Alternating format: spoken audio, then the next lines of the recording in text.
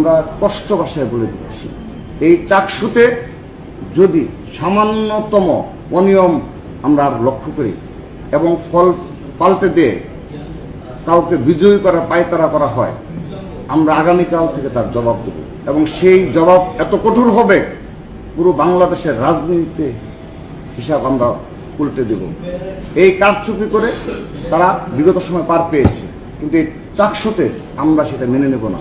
আবারও বলে দিচ্ছি, চাকসুর কোনো কারচুপি ছাত্রদল মেনে নেবে না।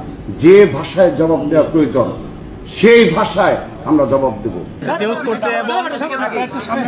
তো আপনারা যেহেতু পোলিং এজেন্ট, পত্রিকা সাংবাদিক, আমি তো ডেইলি ক্যাম্পাসের সাংবাদিক। তাহলে আপনার সাথে কোনো কথা নেই। কেন কেন? আরে ভাই, আপনি ডেইলি ক্যাম্পাসের সাংবাদিক না, আপনারা তো আমরা চিনি।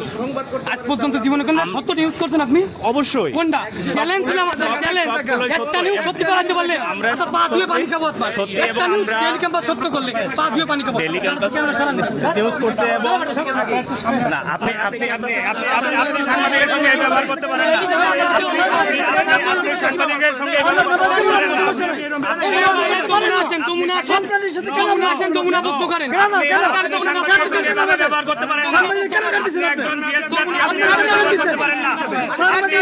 না।